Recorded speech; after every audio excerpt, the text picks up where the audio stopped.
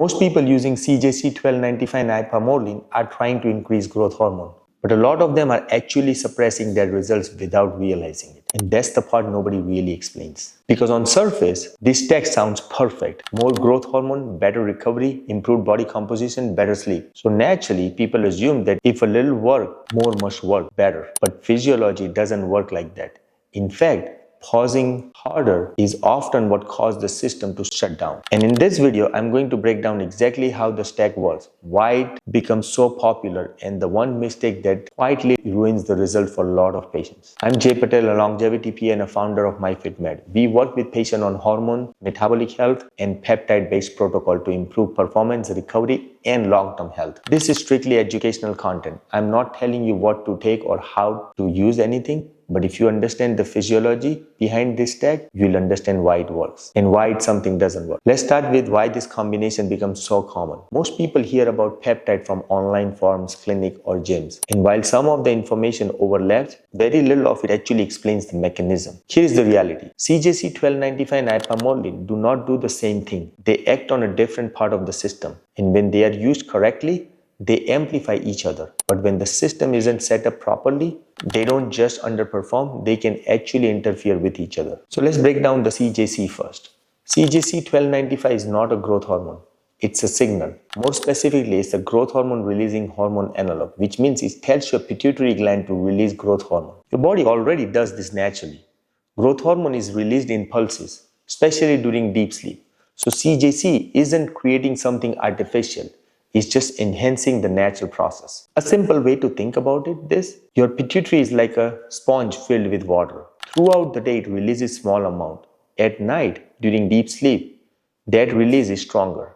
CJC increases the signal to release more. But if the sponge isn't full, nothing comes out, even if you keep squeezing. That's where most people go wrong. If your sleep is poor, your recovery is poor, or your system is under stress, you don't have much to amplify in the first place. Here is another important concept. More signal is not always better. Your body adapts to stimulation. If receptors are constantly activated, they become less responsive. That's receptor desensitization. It's like listening to the loud noise for too long. Eventually, you tune it out. The same thing happens biologically. People often respond by increasing frequency or intensity, but that can actually reduce effectiveness over time. There's also a built-in brake system called somatostatin. When a growth hormone rises too high, somatostatin increases to bring it back down. That's your body maintaining balance. So if you push the system too aggressively, you don't get more output. You trigger the brake. Now let's talk about two forms of CJC, with DAC and without DAC. CJC with DAC stays active in the body for several days, longer half-life. It binds to albumin and creates a prolonged signal. That might sound beneficial,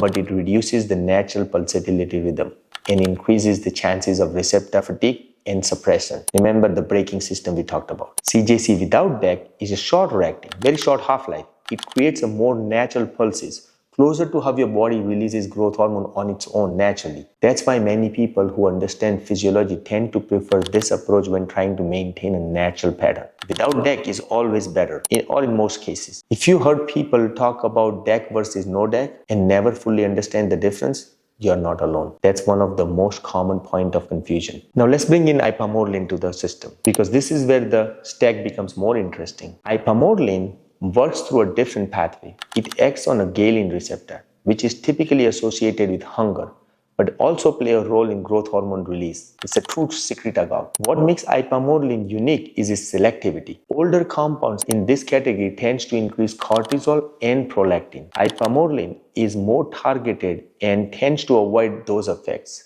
which is why it's generally better tolerated. Now here is where the synergy comes in. CJC signals the pituitary to release growth hormone, while Ipamorelin helps reduce the resistance to that release. In other words, CJC pauses the signal forward and Ipamorelin helps remove some of the braking mechanism. A simple way to think about it is this. CJC presses the gas pedal and Ipamorelin releases the brake. Together, the system becomes more efficient.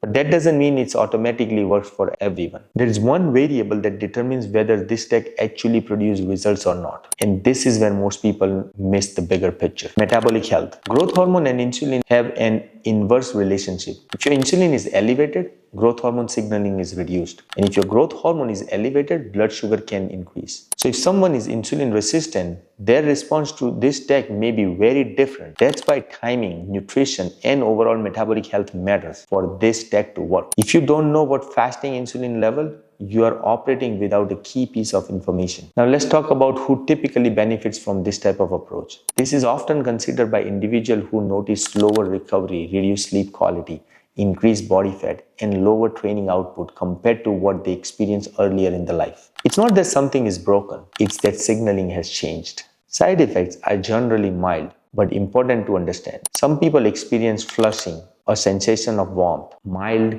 head pressure, water retention, or tingling in their hand and feet. There can also be temporary change in a blood glucose level. There are also more serious considerations. Growth hormone and IGF-1 support cell growth. That's part of their function. So in individuals with the active cancer or certain risk, this is something that requires caution. Now, let's close the loop. Why does this tech sometimes not work? It's not usually the peptide, it's the environment. If sleep is poor, recovery is poor, stress is high, or insulin is elevated, you are not amplifying performance, you are amplifying dysfunction. CJC-1295 and Ipamorelin doesn't force your body to do something unnatural.